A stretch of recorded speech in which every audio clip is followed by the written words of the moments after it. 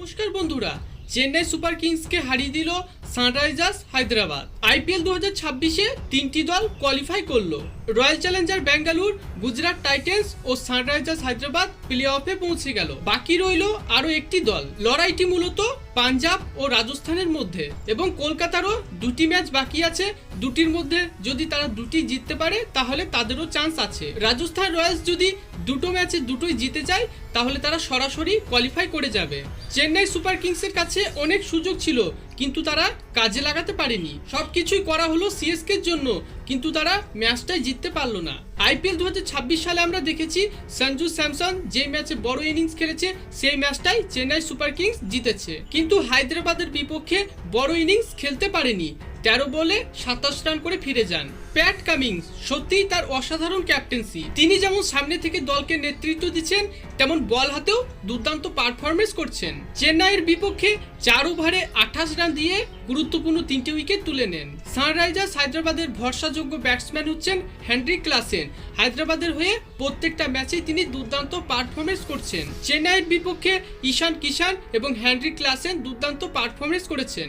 IPL 2026 match নম্বর 63 Sunrisers হায়দ্রাবাদের সঙ্গে Chennai super কিংসের মধ্যে অনুষ্ঠিত হয়। সিএসকে প্রথমে ব্যাট করে 7টি উইকেট হারিয়ে 20 ওভারে 180 রান সংগ্রহ করে। ব্যাট হাতে সঞ্জু স্যামসন 13 বলে 27 রান করেন। কার্তিক শর্মা 19 বলে 32 রান করেন। ড্রেওয়াল বেবিস 27 বলে 44 রান করেন এবং শিবম দুবে 23 বলে 26 রান করেন। হায়দ্রাবাদের বিপক্ষে চেন্নাইয়ের কোনো ব্যাটসম্যানই বড় কোনো ইনিংস খেলতে পারেনি। সানরাইজার্স হায়দ্রাবাদের হয়ে বল হাতে Pat Cummins 3 wicket, Sakib Hussain 2টি উইকেট নেন এবং প্রফুল্ল হিঙ্গে ও ঈশান মালিঙ্গা 1টি করে উইকেট তুলে নেন। জবাবে এসআরএইচ ব্যাট করতে নামলে 19 ওভারে 5টি উইকেট হারিয়ে 181 রান সংগ্রহ করে, যার ফলে হায়দ্রাবাদ 5 উইকেট ও 6 বল হাতে রেখেই খুব সহজেই জিতে নেয়। ব্যাট হাতে অভিষেক শর্মা 21 বলে 26 রান করেন। ঈশান কিষান 47 বলে 70 রান করেন 3টি 6 ও 7টি 4-এর সাহায্যে এবং হেনরিক ক্লাসেন 26 বলে 47 রান করেন 2টি 6 ও 6টি 4-এর সাহায্যে। সিএসকের হয়ে বল হাতে মুকেশ চৌধুরী 2টি উইকেট নেন এবং আনসুল ক্লাম্বোজ, নূর আহমেদ ও আকিল হুসাইন 1টি করে উইকেট তুলে নেন। চেন্নাই ও হায়দ্রাবাদের মধ্যে অনুষ্ঠিত ম্যাচে প্লেয়ার অব দ্য ম্যাচ জিতেছেন ঈশান কিষান। আইপিএল 2026-এর বর্তমান পয়েন্ট টেবিলে সানরাইজার্স হায়দ্রাবাদ 3 নম্বরে ও চেন্নাই সুপার কিংস 6 নম্বরে রয়েছে। চতুর্থ দল হিসেবে কারা কোয়ালিফাই করবে, পাঞ্জাব কিংস, রাজস্থান রয়্যালস না কলকাতা নাইট রাইডার্স?